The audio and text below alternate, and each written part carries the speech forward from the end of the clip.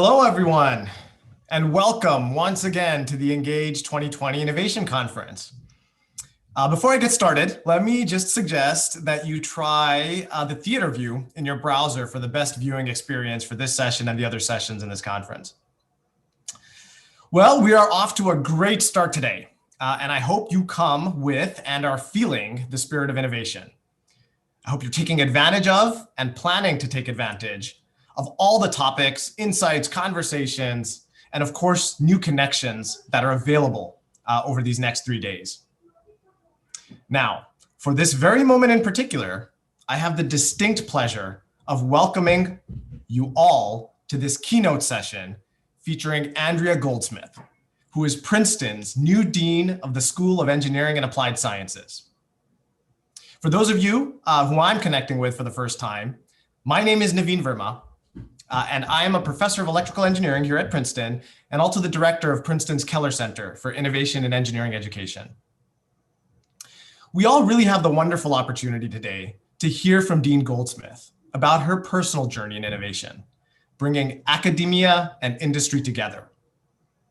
5 years ago, the Princeton Entrepreneurship Advisory Committee released an important report titled Entrepreneurship the Princeton Way, which launched what was then a new phase in the university's expanding commitment to and focus on entrepreneurship and innovation. Now, central to this commitment is Princeton recognizing innovation broadly as the initiation of transformations through risk-taking actions and value-creating organizations, not only by the founding of startups, but also by creating nonprofits, joining early-stage companies, and innovating within large corporations, governments, and non-governmental organizations. Taking actions to make significant positive changes by way of a daily process that pushes, pivots, and persists. In fully embracing this vision and this commitment, we in the Princeton innovation community are thrilled to welcome Dean Goldsmith, a dynamic national leader who is not only an academic star, but also a highly successful entrepreneur. Today, we have the rare treat of hearing about her personal journey in both roles. In fact, as you will quite likely see for yourselves, the characteristic that Dean Goldsmith exemplifies for me is how the impacts of both real-world innovation and academic scholarship are not just amplified, but frankly driven to completely new places when these two are brought together. After her remarks, we'll take questions from the audience. Please use the polls function in your web browser at any time to submit your questions, and we'll try to get to as many of these as we can. Now, by way of formal introduction, Dean Andrea J. Goldsmith is the Dean of Engineering and Applied Sciences and the Arthur LeGrand Doty Professor of Electrical Engineering at Princeton University. She was previously the Stephen Harris Professor of Engineering and Professor of Electrical Engineering at Stanford University, where she is now Harris Professor Emerita. Her research interests are in information theory, communication theory, and signal processing, and their applications to wireless communications, interconnected systems, and neuroscience. She founded and served as Chief Technical Officer of Plume Wi-Fi, formerly Accelera Incorporated, and of Qenta Incorporated, and she currently serves on the board of directors for Medtronic and Crown Castle Incorporated. She's also the founding chair of the IEEE Board of Directors Committee on Diversity, Inclusion, and Ethics, and chairs of several committees in the National Academy of Engineering. Dean Goldsmith is a member of the National Academy of Engineering and the American Academy of Arts and Sciences, a fellow of the IEEE and of Stanford, and has received several awards for her work, including the Marconi Prize, the IEEE Sumner Technical Field Award, and the Silicon Valley San Jose Business Journal's Women of Influence Award. She's author of the book Wireless Communications and co-author of the books MIMO Wireless Communications and Principles of Cognitive Radio, all published by Cambridge University Press. She's also an inventor on 29 patents. She received the BS, MS, and PhD degrees in electrical engineering from UC Berkeley. Now, thank you for joining us today, Dean Goldsmith, And without any further delay, let me turn it over to you. Thank you, Naveen, so much for that beautiful, warm, and detailed welcome. I am almost speechless at such a wonderful set of remarks, but I can't be speechless because I'm about to give a speech. So it's really a pleasure to be the keynote speaker at this event.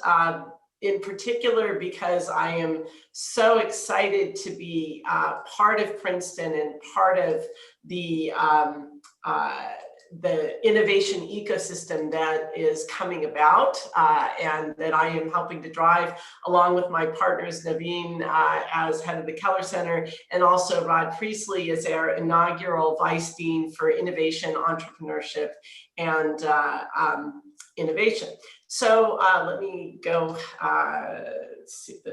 go into slideshow mode, and there's a little bit of a delay. There we go.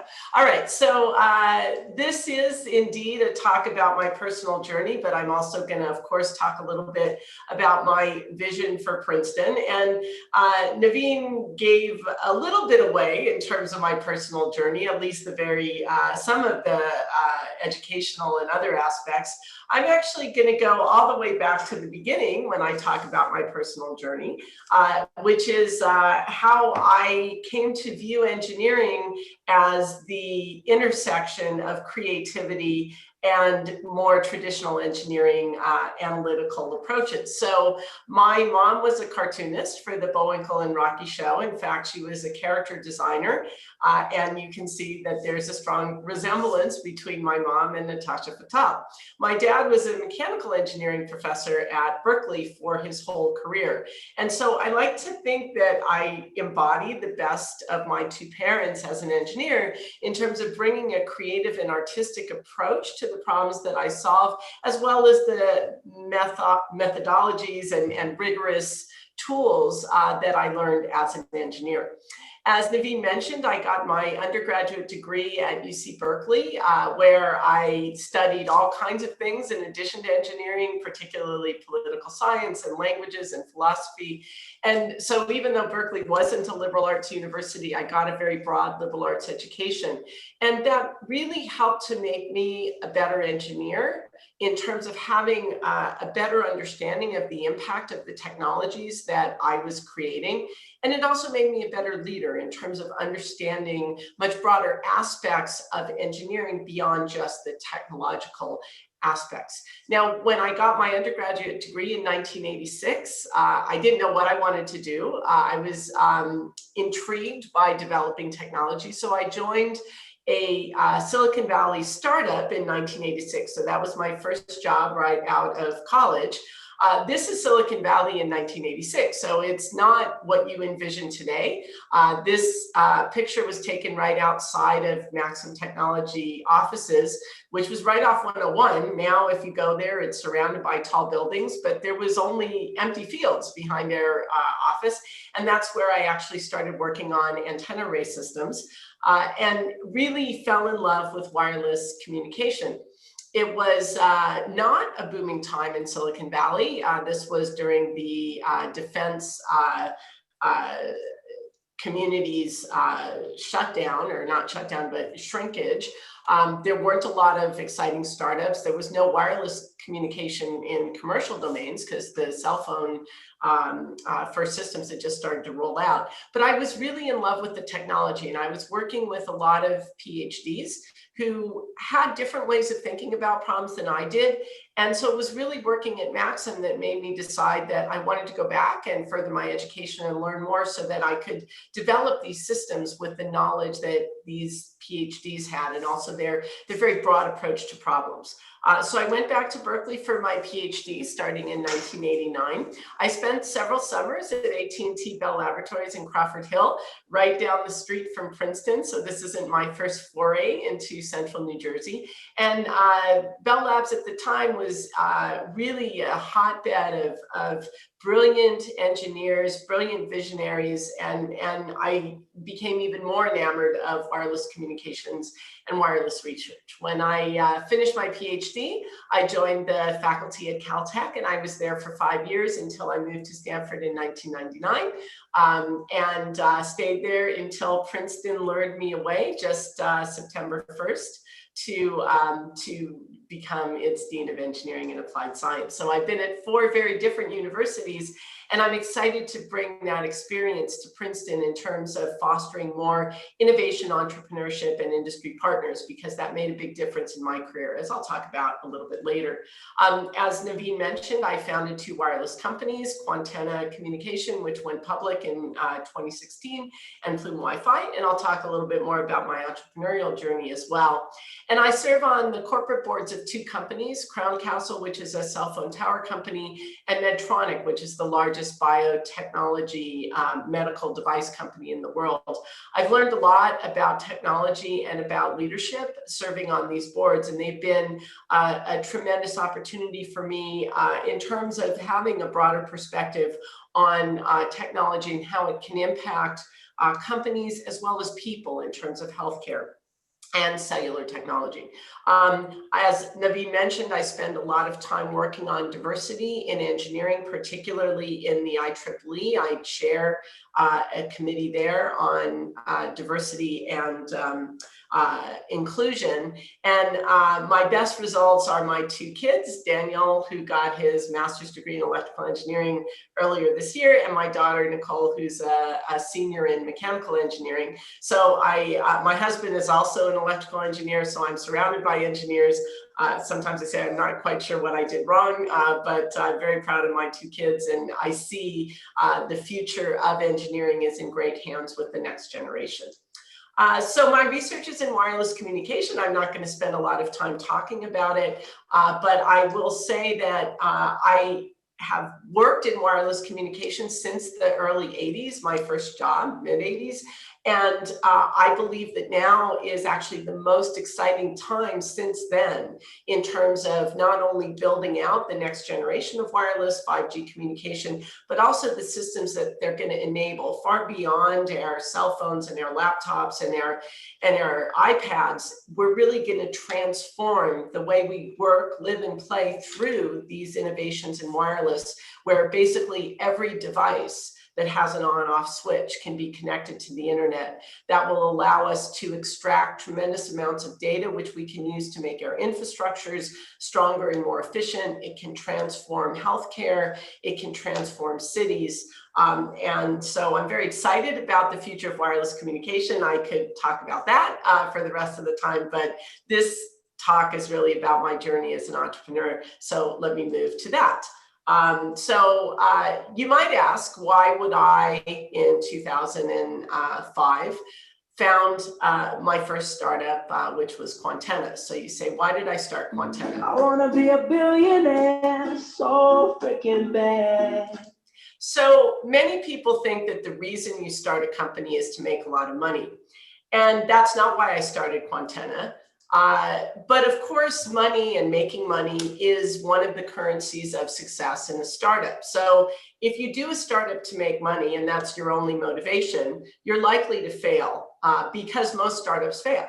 So if your only motivation is to make money, then you're not going to benefit from all the other amazing experiences that you get in starting a company. So of course you have to think about making money when you're starting a company, or else you're not going to have the right road to success.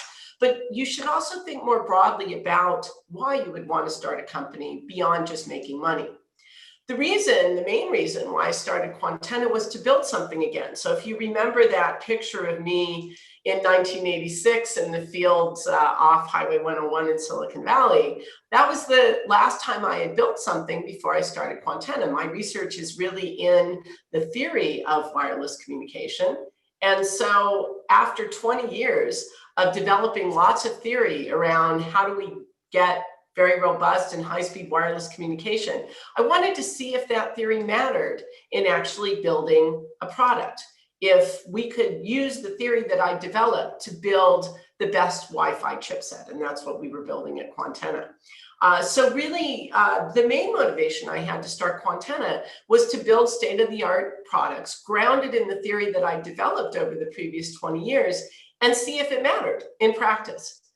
And then in the process of doing that, which we did develop actually the world's leading performance Wi-Fi based on the theory that I developed.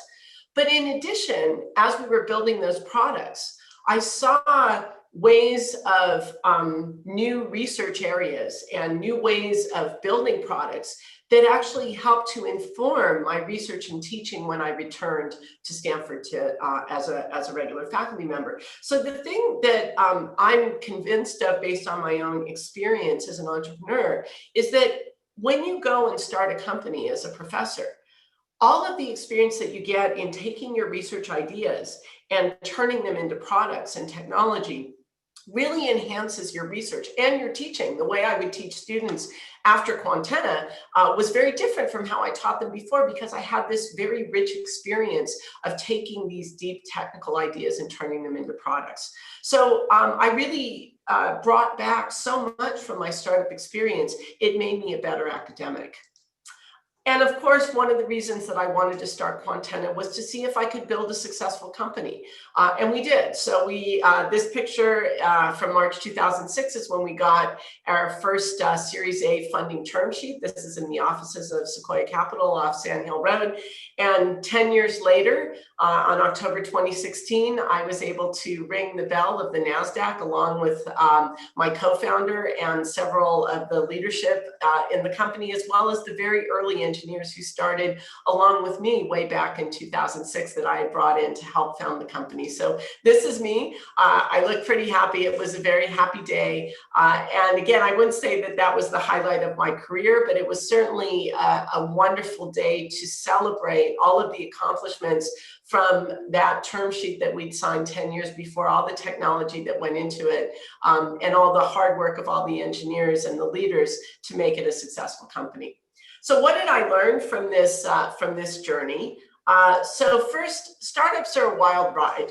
They're not for the faint of heart. So you see that picture of me ringing the bell on the NASDAQ, and I'm pretty happy. There were a lot of unhappy days at Quantenna as well. Days when we were about to run out of money, days when there was tensions between the co-founders or with the executive team, or with the investors or with the customers. Many, many challenging days. So the notion that, startups are a bed of roses with a bottle of champagne at the end is really not true of the large majority of startups. And that's why doing a startup is not for everybody. You really have to be prepared for the ups and downs of the ride that is taking a company from the very beginning to the successful exit, whether it's a sale or a public offering. The other thing I learned is that academics have amazingly good jobs. I certainly appreciated the freedom that I had as an academic far more after doing Quantenna, where I was beholden to investors and customers and co-founders and other leaders. Really, I sit here today after founding 2 companies and say my heart is still in academia. Research and teaching is such a joyous way to spend your profession. And so we really have wonderful jobs as academics. And if you do a startup, you will find that it's even more wonderful than you thought before you went out on that journey. The other thing that was incredibly valuable and rewarding to learn is that theory matters in practice, that this 20 years of writing papers on the theory of wireless communication allowed Quantenna to build technology that was better than anybody else. And that was very rewarding, especially when I returned to doing my basic research, which is in theory. The other interesting thing is if you think about chip design, that decades of research goes into the most sophisticated Wi-Fi chipset today, and yet it only costs about $5. So, the value of technology is in scale, especially when it comes to VLSI chipsets, and most successful companies need to sell at scale. So the theory matters, but you have to apply that theory in a way that it can have a lot of impact by scaling and impacting a lot of people and a lot of partners. And finally, I learned that Silicon Valley is not friendly to diverse entrepreneurs. So I've started 2 companies. I've done lots of funding pitches up and down Sand Hill Road. And in almost all of them, the only other women in the room besides me were serving the coffee. So it was a very unusual experience, even though as a woman academic in engineering, there's not so many women, there's far fewer in Silicon Valley. And certainly there's been a lot written about why Silicon Valley is not a friendly place for diverse engineers, whether it's in large companies or medium-sized companies or startups. So one of the books that I read right before starting my next startup, and I almost never recommend books on startups, and when I do, this is the only one I recommend. And the reason is because it has you ask fundamental questions that I think are essential to ask before you go down the journey of doing a startup. And the premise of this book, even if you don't read the book, is that when, as a new entrepreneur, you're faced with a set of questions like, should I found a company? Should I do it alone? When should I bring in investors? When should I bring in more employees? You don't know, as a new engineer, the implications of those decisions until much later. And so at every fork in the road, as you're faced with these decisions, you just need to understand that the ramifications of those decisions are something that you can't know. And I certainly didn't know that as a first-time entrepreneur. I knew it as a second-time entrepreneur. I like to believe that that meant I made better decisions the second time around. Certainly, I didn't make the same mistakes the second time around as I made the first time around, but I still made a lot of mistakes. So there's an infinite number of mistakes that you can make as an entrepreneur. And therefore, even if you know that in asking yourself these questions, you may not know the right answer, it's very helpful to know that the ramifications can be significant, and you may not know those ramifications for months or even years. So I'm going to close with the last few minutes talking about my vision for Princeton engineering, and then I'll come to entrepreneurship here. So the reason that I found taking this role so exciting is that Princeton has grand plans to grow engineering, to grow the faculty by 50%, and then along with it to grow the graduate student and postdoc population. And the reason it's important for Princeton engineering to grow is that that is how it's going to maximize its impact. Princeton is a very, very strong engineering school today. I believe by far the strongest of all of the Ivy League schools. And I don't intend to have Princeton engineering compete with Stanford or MIT or Berkeley. I intend to craft a Princeton engineering school that is elite in its own image, not competing with anybody else, because I believe that having engineering grow within a liberal arts institution will allow Princeton engineering to have a broader perspective on the technology that it develops and on the applications of that technology. That was certainly true for me as an engineer with a broad liberal arts background. I think it made me a better engineer. And I think Princeton engineering can truly forge a unique path along its informal model to significantly benefit humanity by having the strong liberal arts that surrounds a strong Princeton engineering school. I'm also excited about the interdisciplinary initiatives that we're planning to launch. We have a bioengineering symposium in a few weeks, and we're doing some major initiatives in data science as well. I believe that those two, data science and bioengineering, are really in their infancy and will have so much impact on the world. Those two areas look to me like information technology looked in the 1950s when Terman was just starting to build up Stanford's engineering school. In addition, we have just launched a very exciting initiative in quantum computing, which can transform the way we do computations, as well as in robotics and smart cities. And these are areas that are so important and so exciting and so interdisciplinary. And they have, again, the impact, the potential to significantly impact people. We're building a new neighborhood for the School of Engineering, which is going to bring it closer not only to the sciences, but to all of Princeton, to the humanities, to the social sciences, and having a new neighborhood that can serve as a catalyst for collaborations across engineering and across all of Princeton will really be transformative for the school. I've already talked about my work to enhance diversity and inclusion. The reason that in my experience, it's important to foster diversity and inclusion in engineering is because it leads to better outcomes. In my companies, in my universities, in all my organizations that I've been a part of, having diverse ideas around the table leads to better outcomes. And that's certainly true in engineering, because if you don't have those diverse perspectives and points of view, you miss a lot of the dark side of technology because you're not thinking about it broadly. So to all the diverse engineers out there, the profession needs you, and I'm going to do everything I can to make sure that we at Princeton foster a diverse community of engineers and also make sure that they can maximize their success by being at Princeton. And finally, the purpose of this keynote is to talk about fostering innovation, entrepreneurship, and industry partnerships within engineering and across Princeton. That's something I'm very excited to do as well, because again, in my experience, that is how we can actually increase the impact of Princeton engineering.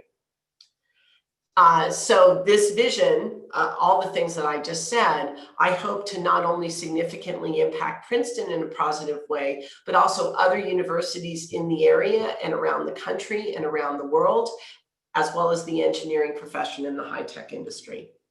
So Naveen alluded to the fact that entrepreneurship is broadly defined. I agree with that. It isn't just about starting companies, but it's also about forging new paths and taking risks, not only in commercial companies, but in social endeavors and in any organization.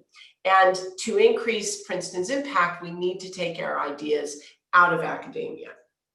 So my view for Princeton is to foster a diverse and inclusive tech hub in the tri-state area. I view Princeton as being the perfect place and time to do that now. It has all the ingredients in terms of having outstanding faculty and students, not only at Princeton, but throughout the area. There's a huge demand from industry, particularly in New York and Philadelphia. There's government support. New Jersey would love to see a much stronger high-tech hub in the New Jersey state. There's plenty of capital, and New Jersey is a great place to live with lots of cheap land, which is important when you're trying to build companies as well as attract people as a place to live. And it's easy to access given the large airports in Philadelphia and Newark. We have many impactful programs in entrepreneurship, but we're growing them. And this is part of the purpose of this Engage 2020 is to showcase our programs, bring people together, and really push the needle hard, step on the gas hard to increase entrepreneurship and innovation at Princeton and beyond Princeton. So with that, let's see, I'm excited to build this tech hub, and I think it really fits perfectly within Princeton mission to benefit the country and all of humanity. So with that, I'll wrap up and very excited to take your questions. Well, thank you very much, Dean Goldsmith, for that really important mix, I think, of the personal aspect of innovation and also, sort of the impact and how you think about the impact that you can have broadly.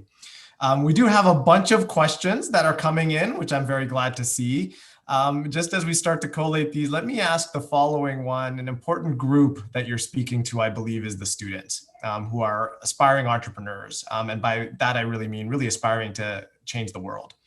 What can you sort of convey are the additional skills or knowledge that you think they should really focus on cultivating? Students spend a lot of time, if they're graduate students, on their research in their areas of major, if they're undergraduates. But of course, there's a lot more that comes together in really changing the world. What are your thoughts on that you could sort of convey to these students? So I'll start with the undergrads and then move to the grads. So undergraduates, it's important to be exposed to entrepreneurship and to understand what it's all about, but it's extremely rare that undergraduates actually found companies that have sufficient technology differentiation to be, among the tech giants in the world. And so I think it's exciting for undergraduates to think about design thinking, to think about entrepreneurship, to get exposed to what it means to start a company, maybe to work in a startup.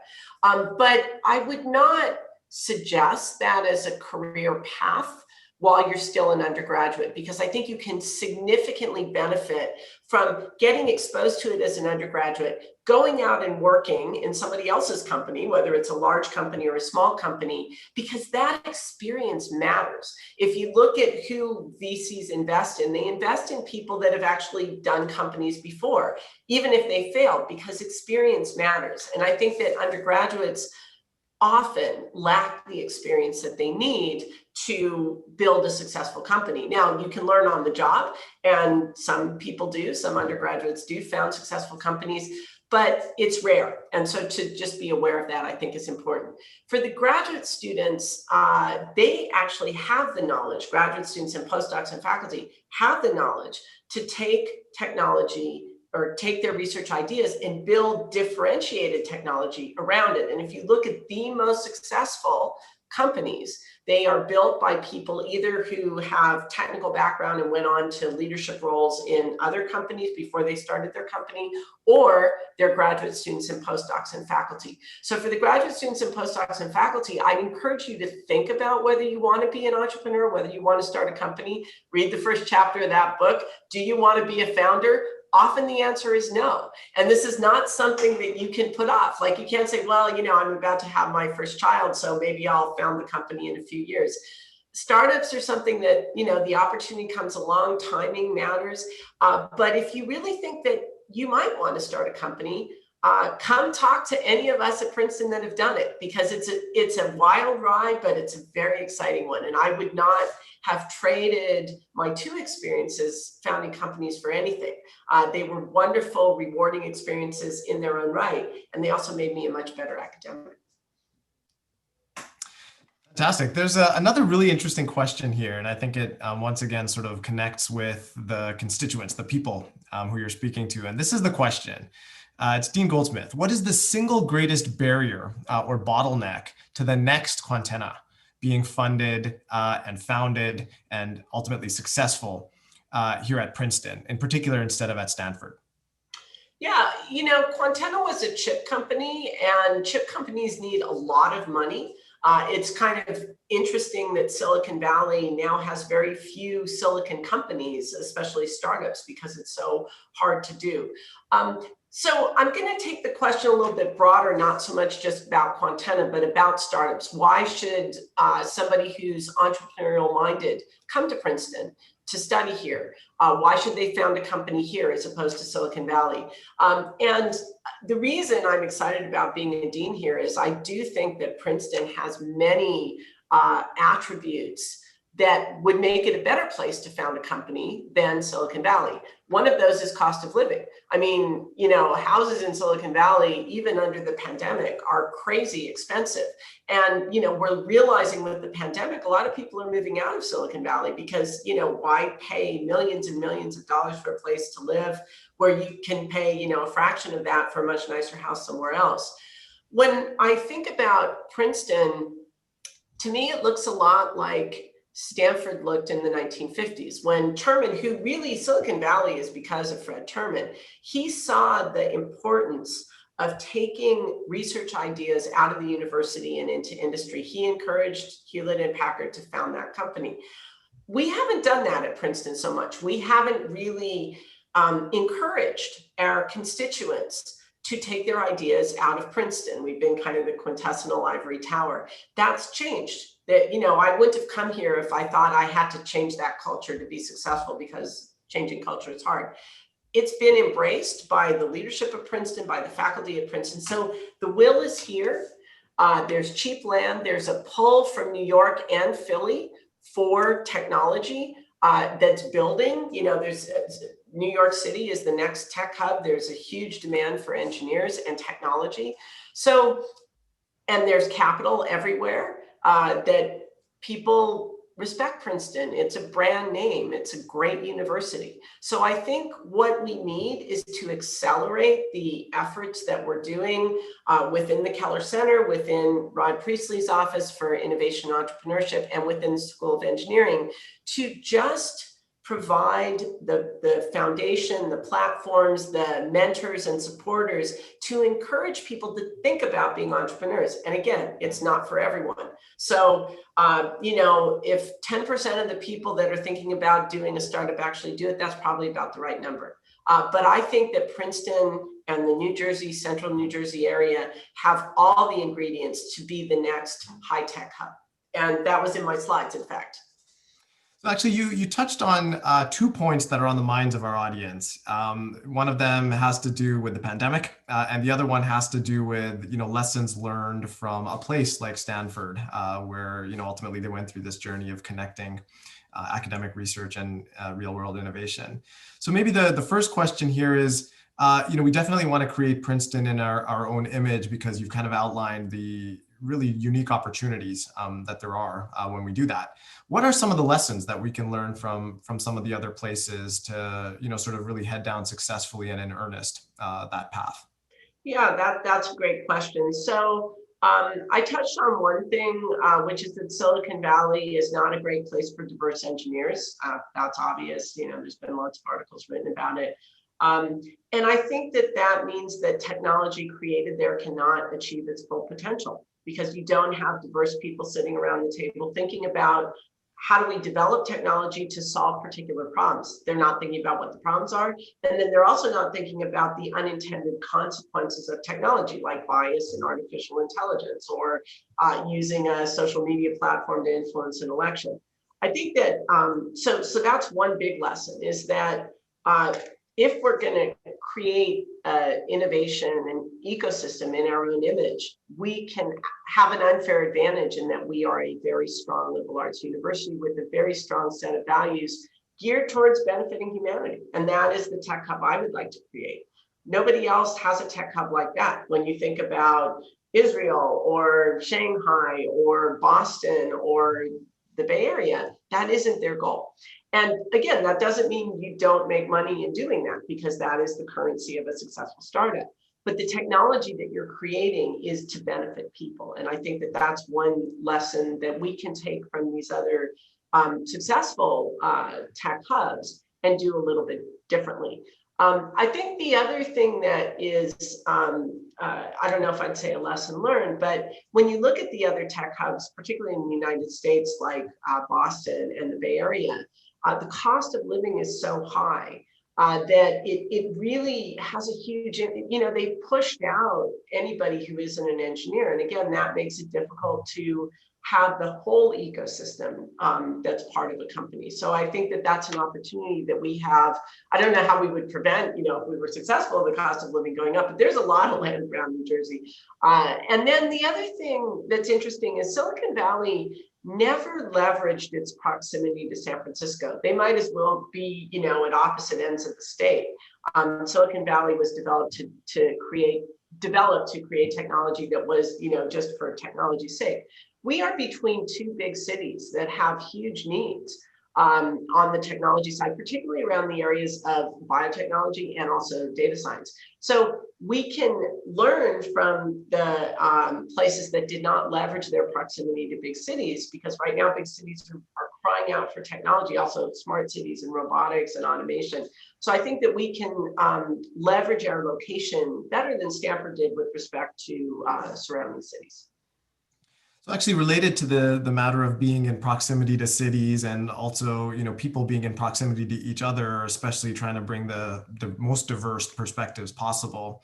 The sort of other question that was embedded in there has to do with the pandemic. What are your thoughts on how that might pose challenges, or it might pose opportunities, especially given the stage that we're at here in Princeton in our sort of innovation journey? Yeah, I get asked that more broadly, in that, well, what's it like to start as a new dean in a new university across the country in the midst of a pandemic? And I think, because I'm an optimist, I always think about, well, what's the upside, right?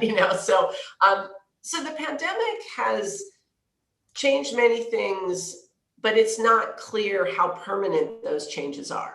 So obviously we're all remote. I wish we were having this meeting on the Princeton campus where you can meet people and start up conversations in a very natural way. A lot of innovation and collaboration happens through those impromptu dialogues. You're sitting at a cafe and, you see someone, you go talk to them and you end up talking to the person that they're meeting with, and that's your next company. So not having those kinds of impromptu conversations also, in terms of meeting up with potential investors or just meeting up with sponsors and mentors, it's much more natural to do that in person.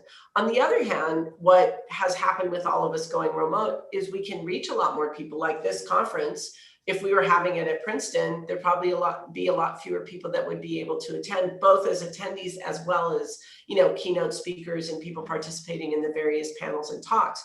So that's one benefit. The other benefit is we've learned that we can work remotely. There's a price, which is that we're missing out on the innovation and collaboration that happens when we're in person. And I don't think that we're going to go to fully remote work, certainly not fully remote education, when we get beyond the pandemic. But we have learned that we don't need to travel quite as much as we used to, and we don't need to all be in one place quite as much as we used to. And I don't know how that's going to impact innovation broadly, but it certainly makes place, like, people think about Silicon Valley as a place to do innovation. I think that's going to get a lot more dissipated. And that's an opportunity for us as well, that, if people stop thinking about, well, if I want to be an innovator, I go to Boston or I go to the Bay Area. Now people are going to say, well, I can innovate from my apartment or my home in the Rocky Mountains. Now we as Princeton, given that we're launching this in the midst of the pandemic where we can learn from these new trends, can say, well, how do we bring together innovators that are all around the country or all around the world to further our innovation mission? So I think those are some of the lessons from the pandemic that we can take away, but there's many more to be learned, I'm sure. We're still in the middle of this and don't know everything that's going to emerge when we come out of it. Now, you mentioned kind of in passing and answering that question about mentors. And I wanted to just sort of touch on that. There's a very important question, I think, from an audience member here about how do you select your mentors? These are not necessarily people who just understand your experience as an engineer. These are not necessarily people who just have business background, which you might be missing. You talked about the importance of leadership and how those kinds of attributes are really what define the kind of experience and ultimately success you can have in innovation. So imagine, you're a Princeton PhD. What are the ways in which, what are the, sort of factors that come to your mind in selecting those really critical mentors? And I think that this is kind of a broader question as well about how do we bootstrap that, sort of process of thinking about real world innovation and entrepreneurship. Sure, and I think that's a critical question. I'm asked a lot about how do we bootstrap innovation and entrepreneurship at Princeton? How do we get people thinking about it? And people talk about the Bay Area as having, there's something in the water, or there's some magical pixie dust that make people think about entrepreneurship. It really is the people, the fact that there are so many people around you that have done it, that, that makes the idea pop into your mind and you don't think that's crazy, right? Because you see people around you that have done it. And you can also kind of walk down the hall or invite someone to coffee, and it's easy to do because, again, this proximity matters in that respect. So I found for my own mentors, I had mentors in the university who were also entrepreneurs. That makes a big difference, especially if your heart is in academia. I had no intention of ever leaving academia when I did my startups. And there were people around me that had done that. So I could go and say, well, should I start this company? What do you think? I was introduced to my co-founder by a colleague, John Chiaffi, who was approached by him to meet me. So the thing is that only about 10% of the faculty at Stanford in electrical engineering and computer science have founded companies. So it's not that there's everybody around you has done it, but there are some, and you know who they are, because often those companies are big companies. Since I've been at Princeton, or started talking to faculty and other stakeholders over the summer, there's about 10% of the faculty at Princeton and Princeton Engineering that have founded companies. So there are mentors and sponsors around. They're just not as visible. And I think that one of the things that we need to do is to make them more visible. And by the way, it's not just the Princeton faculty. We have unbelievably loyal and devoted alums who are incredibly successful in business and want to help, and they want to foster this entrepreneurship and innovation. They think it's important for Princeton to have impact. So we need to convene the resources for our students, our undergraduate and our graduate students, so that they can have the same kinds of interactions as if they were at a Stanford or an MIT. I don't think that's hard to do because I know the people are around, and we just have to figure out how to convene them and how to connect them. And that gets back to another thing that I'll say about mentors, which is that it's a relationship. So it's not that, there's some formula. It's kind of like meeting your spouse, right? It's not like there's some formula where you say you're going to connect two people and sparks are going to fly. There has to be a synergy. There has to be a connection between them that's natural. And that's, how do we figure out how to do that is something that we have to invest time and energy into. But it happens, and it's just as rewarding for the mentor, if not more so, to see these people that they're helping to bring up as it is for the mentee. So it's a two-way relationship where both sides benefit. And I think that's just something we have the resources. We have new technologies that we've been using during the pandemic to connect people that we may want to try to experiment with. But I'm very confident that we can find a platform to connect people that are thinking about entrepreneurship with people that have done it so that they can really benefit from those connections. I just want to follow this line of thinking about putting kind of your support structure together for, really pursuing an aspiration that you have. And of course, part of that support structure is those mentors. But of course, the other part of that support structure is your co-founders. And at a place like Princeton and a university, there's so many opportunities for different kinds of co-founders. It could be faculty connecting with faculty connecting with their postdocs, their graduate students, the external partners and ecosystem like you talked about in the tri-state area. What are your thoughts about, sort of co-founder relationships? What are the things that matter there? Of course, there's, technical synergies in terms of both the technology, but also the execution of a startup in other ways. But, what are sort of all of the, critical things that you would sort of elevate in people's minds as they're thinking, across all of these different people they could make these connections with? Yeah, that's such an important question, and one that I did differently in my two companies. Your co-founder, founders are the soul of a company. It is so important if you are going to co-found a company with other people, who those people are. And it's not a given that you should do it with other people. The book I recommended, that's the first chapter, or second chapter, about co-founders. And it says, you could co-found a company with, friends and family, strangers, or people you've worked with before. And the best one to do it with is people you've worked with before. There's all kinds of problems of founding a company with friends and family. And strangers, it's interesting, that is the second best choice on average. The problem with founding a company with strangers is it's impossible to do due diligence on those people. That's one of the things that I learned in Silicon Valley, is that people I would go and ask about my potential co-founders, why would they tell me anything bad about those co-founders? Because it would get back to them eventually. So it's very difficult to figure out what's it like to work with this person. And they may look great on paper. Oh boy, they've co-founded, 3 companies and 2 went public. That doesn't mean that you're going to have a successful relationship.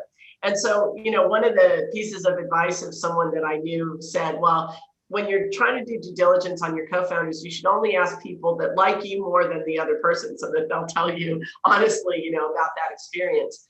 And then, so first there's just the personality dynamics, and that's very hard to figure out because people are on their best behavior initially. The other thing is, what skill set should the co-founders bring? And that's something where you really want complementary skill sets. I founded a company with someone who was not an academic, who I didn't know, but had worked with people I knew, and who had founded a successful company that went public. He brought, different kinds of management and fundraising experience that I didn't have. And I knew that I needed that kind of talent in the company. I also am technical. I had no desire to be a CEO. So I think that that is the most important question to ask yourself after you ask yourself if you want to found a company is, do you want to do it with co-founders?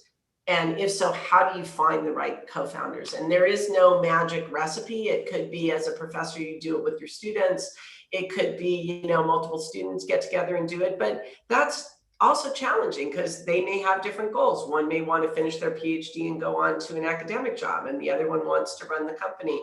There's all kinds of tensions that can come up with any set of co-founders that you have. So it's a really important question to ask yourself. This has been really fantastic. Now, there's a couple of questions that are a little bit more, personal questions, but I think they actually generalize really well. And so I'm going to go ahead and ask these. And the first one is, you talked a little bit about maybe struggle, but certainly just the, awareness that you're really kind of one of the few women in this ecosystem who's going forward and doing this.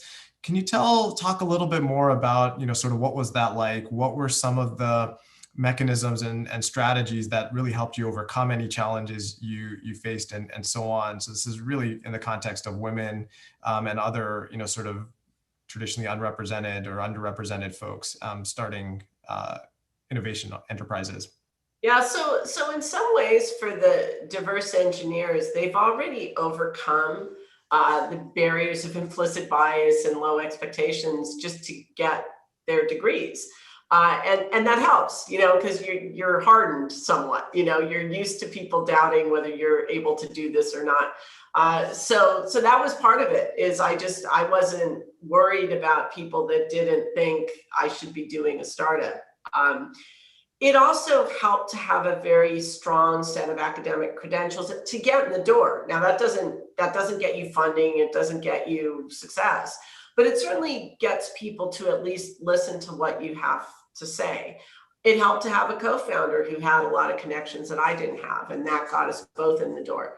And the fact that the research that I had been doing was so critical to what it was we were trying to build. So I had a lot of credibility as a wireless expert. We were building wireless chips based on, ideas that I've been developing myself. So I think that one of the things that diverse engineers often struggle with is confidence that, you can do this because everybody around you, thinks you can. You have to suspend that and just believe that you are bringing to the table the fact that you're diverse, that you have diverse ideas, that you've overcome so much adversity just to be a diverse engineer. Recognize that that's an incredibly valuable asset to have as you embark on doing a startup where you're going to encounter a lot of adversity as well. The only other thing I'll say is that you do have choices as an entrepreneur. You can choose who your investors are. You can choose who your co-founders are. You can choose who your employers are. Creating an environment where diversity is embraced, going with investors who respect diverse engineers. I never had any issues with my investors. I never felt for 1 second that they thought less of me because I was a female entrepreneur.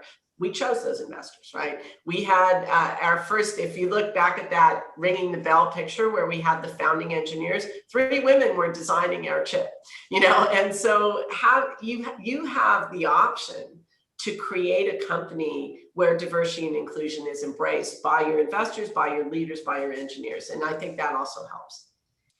Well, there's one last question, and I'm going to, in fact, give a little bit of an answer for it, but I'll let you sort of answer it quickly. We've got about a minute left. The question is, how, if I'm in the Princeton area, do I get involved in your vision of entrepreneurship? This particular person is asking as a possible angel investor. I think part of the answer here is check out this conference and make sure you make all the connections you can. If you have just another quick comment on that, Andrea, we'll end on that note. Yeah, my answer is we need you. We want not just your investment, but your expertise. And we are in the, I got here in September, so I've been here just over 2 months. I am crafting a strategic vision collectively with Naveen and Rod Priestley about how do we tap the tremendous resources and people that want to be involved in this vision. So stay tuned. I don't have the answer now, but we do need you. And feel free to reach out to any of the three of us or all of us. I don't have the answer yet. Maybe Naveen has it, but we will have mechanisms and ways to get you engaged, and in the near future, because we want to put the pedal to the metal, as they say, although now we have gas cars or electric cars, so there's no pedal to the metal. But anyway, so that's my response. And Naveen, go ahead if you want to add to that. Well, I'm just going to paraphrase it and saying, look, this is our thing to do together, not me and Dean Goldsmith and Rod Priestley, but all of us in this area. It's something that's going to really lift everyone around us up. And so I think that's really part of the spirit of this entire conference. And so what I want to do is just once again, thank you, Dr. Goldsmith, for your spirit, for your excitement and enthusiasm, and of course, for agreeing to do this to really kick off the Engage Innovation Conference. And with that, we're going to wrap up this particular session. Thank you to everyone for joining us. Thanks, everyone. Thanks for your questions and your attention. Thanks, Naveen, for moderating. Bye-bye. Bye.